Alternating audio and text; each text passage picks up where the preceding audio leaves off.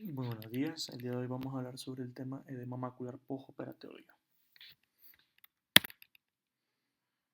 El edema macular postoperatorio se refiere al engrosamiento macular por acumulación de líquido intrarretiniano. Esto ocurre tras una cirugía ocular, principalmente en cirugía de catarata.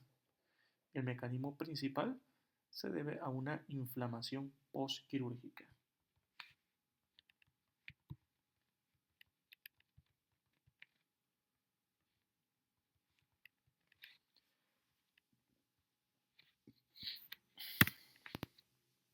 A nivel de epidemiología, eh, es clínico en 1 a 2% y subclínico por medio del OCT hasta un 30-40%.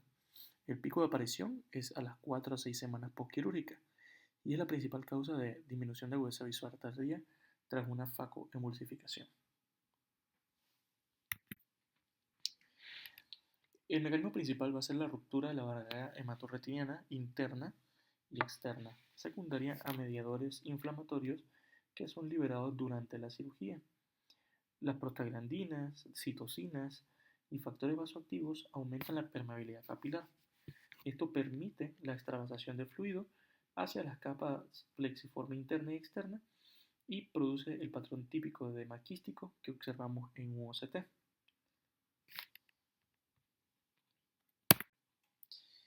Los factores de riesgo que encontramos, aunque pueden ocurrir incluso en cirugías no complicadas, hay factores que pues, lo van a elevar significativamente el riesgo. Por ejemplo, en pacientes con diabetes mellitus, uveitis, eh, una membrana epirretiniana, oclusiones venosas retinianas y en caso de una cirugía complicada, una ruptura cápsula posterior, una vitrectomía anterior, manipulación excesiva del iris, en caso de que el paciente presente pseudoexfoliación, glaucoma o un uso crónico de eh, análogos de prostaglandinas.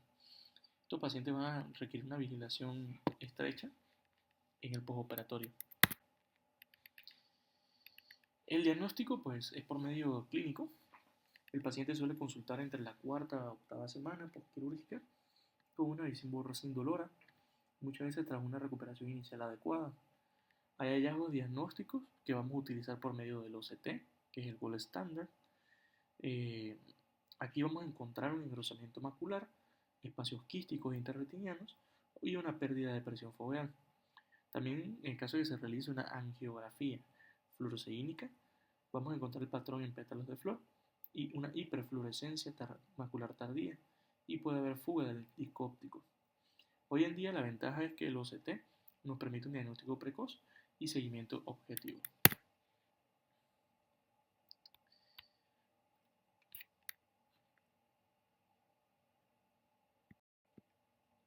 Lo podemos clasificar en agudo, crónico o recurrente.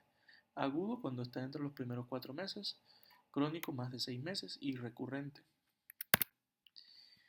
El manejo inicial de primera línea va a ser los AINES tópicos como el nepafenaco, bromfenaco o el ketorolaco. También podemos utilizar corticoides tópicos si no están contraindicados.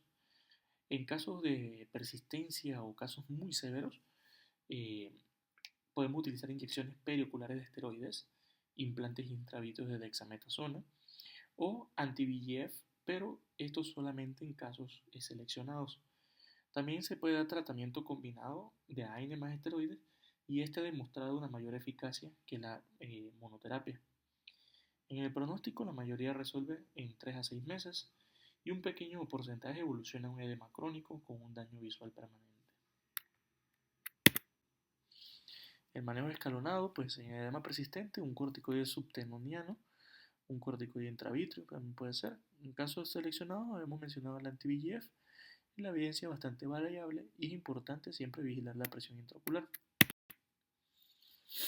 Podemos prevenirlo utilizando AINES tópicos pre y postoperatorios, un control adecuado de inflamación y suspender prostaglandinas perioperatorias en casos seleccionados.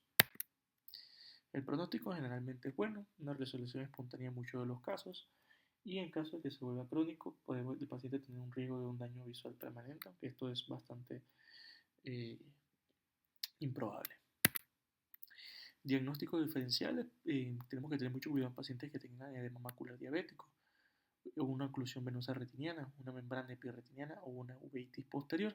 Pueden similar muchos de los síntomas que el paciente nos refiere y confundirnos. Y la bibliografía donde se obtuvo la información.